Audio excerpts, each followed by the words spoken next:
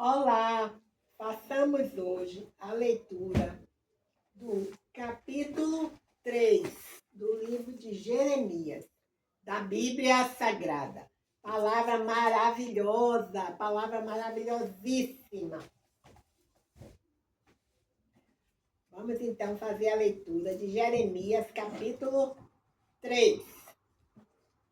Diz assim: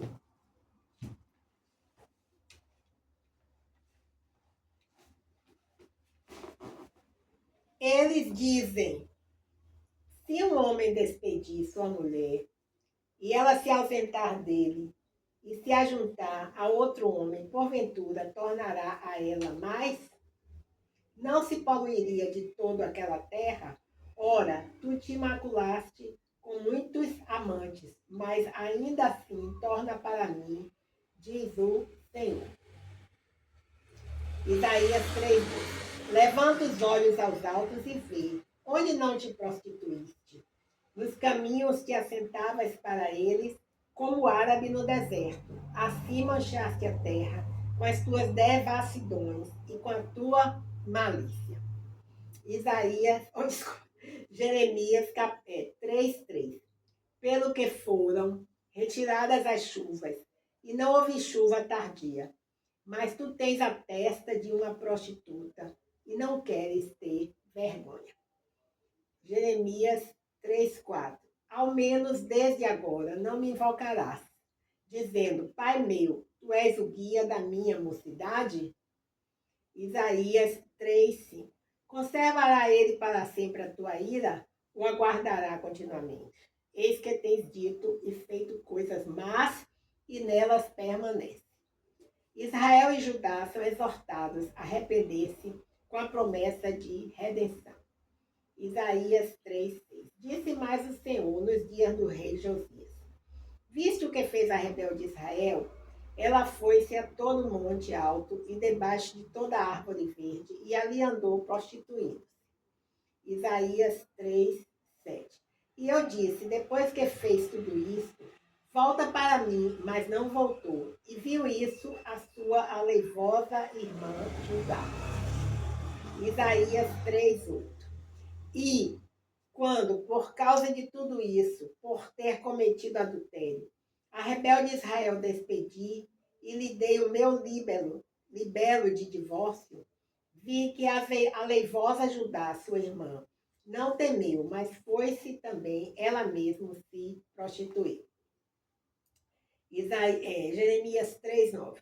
E sucedeu que, pela fama da sua prostituição, contaminou a terra, porque adulterou com a pedra e com um pedaço de madeira. Jeremias 3:10. E contudo, nem por tudo isso voltou para mim. E a sua aleivosa irmã Judá, com sincero coração, mas falsamente, diz o Senhor. Jeremias 3:11. E o Senhor me disse: já é rebelde Israel, justificou mais a sua alma do que a aleivosa Judá. Jeremias 3:12. Vai, pois, e apregou estas palavras para a banda do norte, e dize: volta, ó rebelde. Israel, diz o Senhor, e não farei cair a minha ira sobre vós, porque benigno sou, diz o Senhor, e não conservarei para sempre a minha ira. Jeremias 3:13. Somente reconhece a tua iniquidade, que contra o Senhor, teu Deus, transgrediste e estendeste os teus caminhos aos estranhos. Debaixo de toda a árvore verde não deste ouvidos à minha voz, diz o Senhor. Jeremias 3:14. Convertei-vos, ó filhos rebeldes, diz o Senhor, porque eu vos desposarei e vos tomarei, a um de uma cidade e a dois de uma geração, e vos levarei a Sião. Jeremias 3:15. E vos darei pastores segundo o meu coração, que vos apacentem com ciência e com inteligência. Jeremias 3:16. E sucederá que quando vos multiplicardes e frutificardes na terra, naqueles dias, diz o Senhor, nunca mais se dirá: a arca do concerto do Senhor. Nem lhes virá o coração, nem dela se lembrarão, nem a visitarão. Isto não se fará mais. Isaías 3,17. Naquele tempo, chamarão Jerusalém de trono do Senhor, e todas as nações se ajuntarão a ela, ao nome do Senhor, a Jerusalém, e nunca mais andarão segundo o propósito do seu coração maligno. Jeremias 3,18. Naqueles dias andará a casa de Judá com a casa de Israel, e virão juntas da terra do norte para a terra que dei em herança a vossos pais. Jeremias 3,19. Mas eu dizia, como te porei entre os filhos e te darei a terra desejável, a excelente herança dos exércitos das nações. E eu disse, Pai, me chamarás e de mim te não desviarás. Jeremias 3,20. Deveras como a mulher se aparta aleivosamente do seu companheiro, assim aleivosamente te houveste comigo, ó casa de Israel, diz o Senhor. Jeremias 3,21. Nos lugares altos se ouviu uma voz, pranto e súplicas dos filhos de Israel, porquanto perverteram o seu caminho e se esqueceram do Senhor, seu Deus. Jeremias 3,22. Voltai, ó filhos rebeldes, eu curarei as vossas rebeliões. Eis-nos aqui, vimos a ti, porque tu és o Senhor, nosso Deus. Jeremias 3,23. Certamente em vão se confia nos outeiros e na multidão das montanhas. Deveras no Senhor, nosso Deus, está a salvação de Israel. Jeremias 3,24. Porque a confusão devorou o trabalho de nossos pais, desde a nossa mocidade, as vossas ovelhas e as vossas vacas, e os seus filhos e as suas filhas. Jeremias 3,25.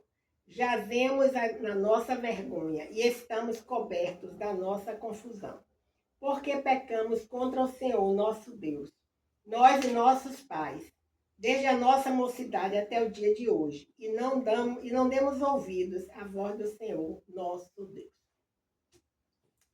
Bem, façamos agora a leitura dos comentários referentes ao capítulo 3 do livro de Jeremias da Bíblia Sagrada. Vamos ver. Quantos comentários há? O primeiro refere-se ao versículo 3.1. Capítulo 3, versículo 1.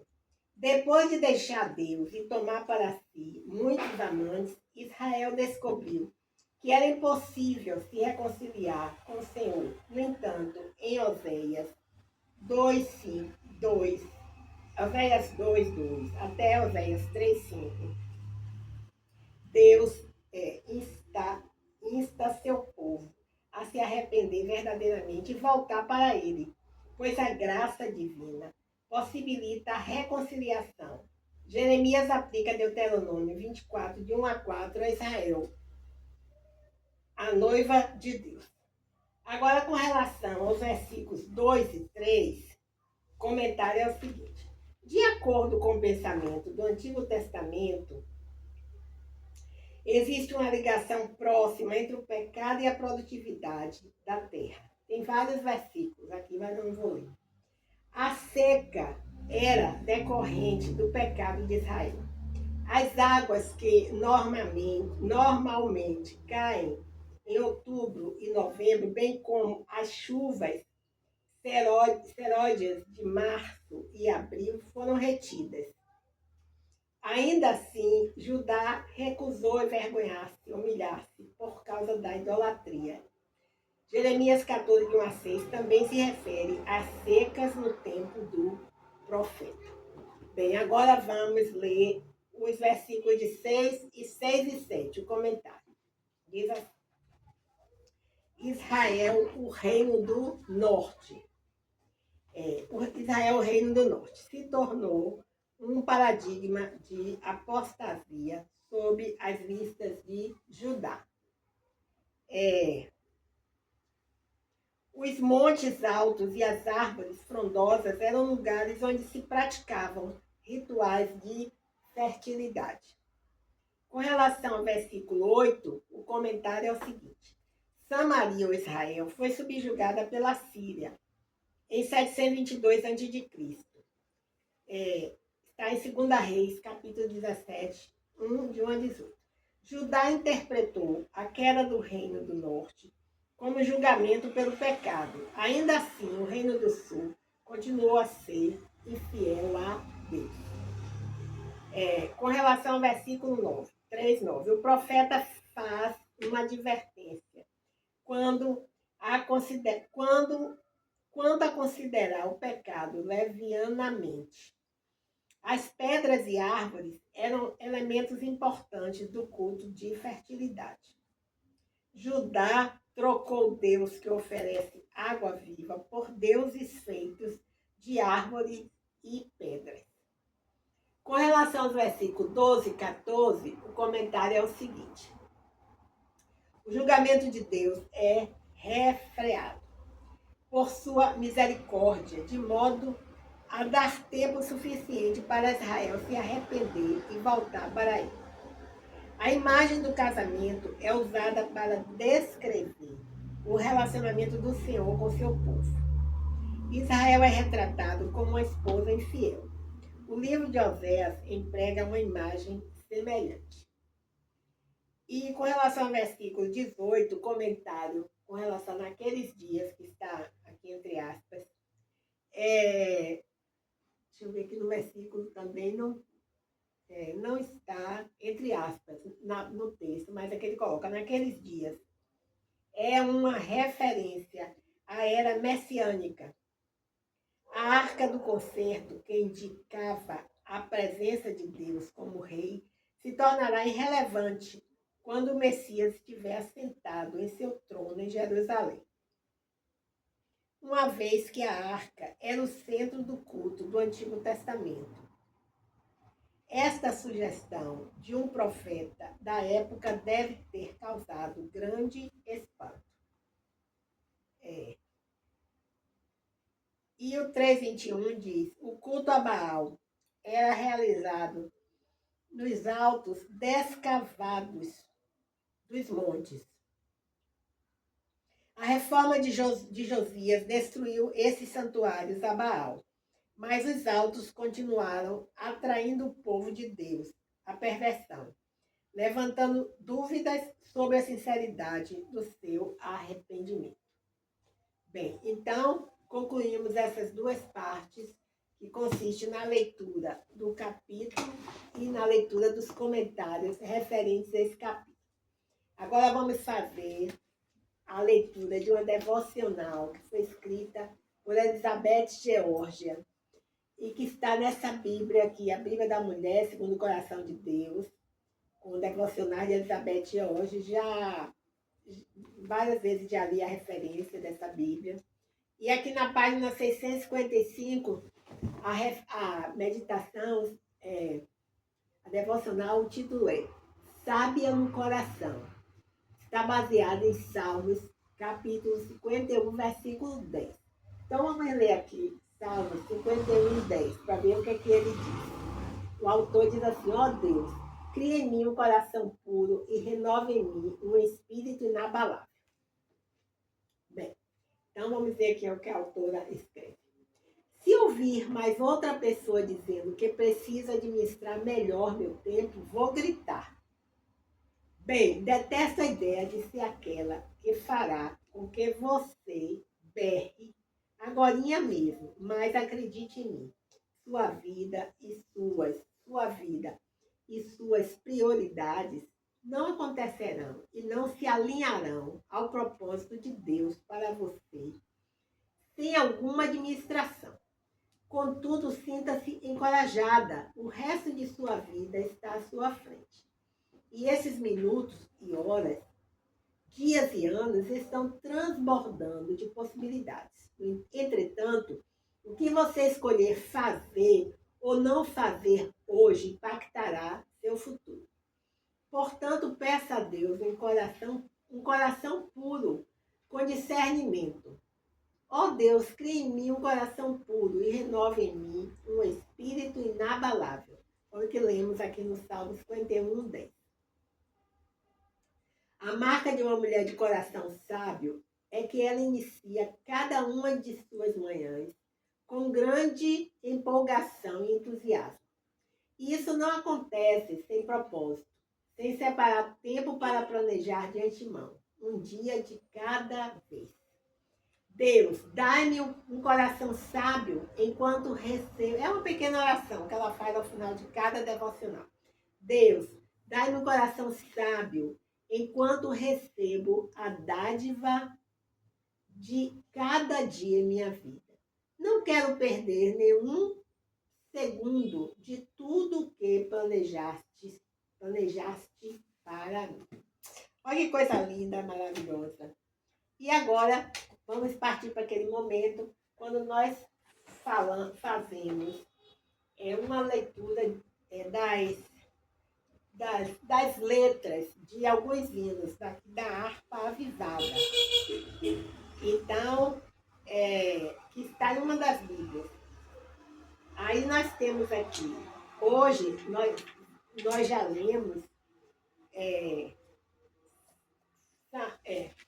nós já lemos, na última encontro, nós lemos o 429, né? Aqui no início daqui da Bíblia, nessa parte que tem essas letras, diz assim, harpa avivada e corinhos. Então já lemos o 429 na semana passada, no último encontro. Então, vamos ver aqui, continuando.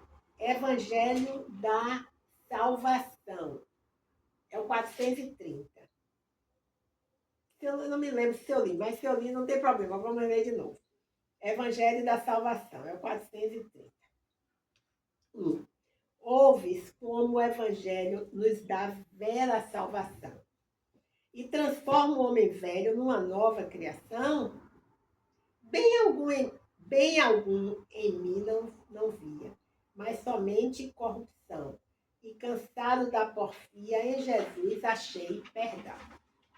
Como a pomba que cansada foi ali, mas tudo bem, lembro de novo. Foi na arca repousar. Minha alma fatigada em Jesus a descansar. Mas o corvo foi-se embora. Sobre os mortos foi pousar. Isso fazes tu agora? Quererás ao mal voltar? 3. É Jesus a minha arca onde posso repousar, e dali do mal as marcas nem eu posso avistar.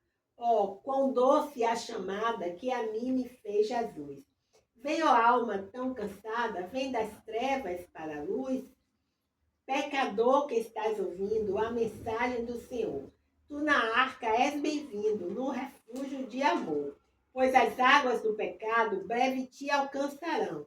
Pela morte despertado, baterás na porta em vão. Agora, 431. Cristo chama o pecador. São 3 estrofes do refrão. Cristo chama com muito amor.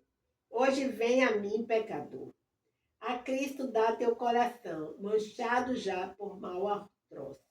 Vem hoje, vem, bela ocasião. Não queres vir a esta voz? Aceitarás ao Salvador? É teu Senhor e benfeitor.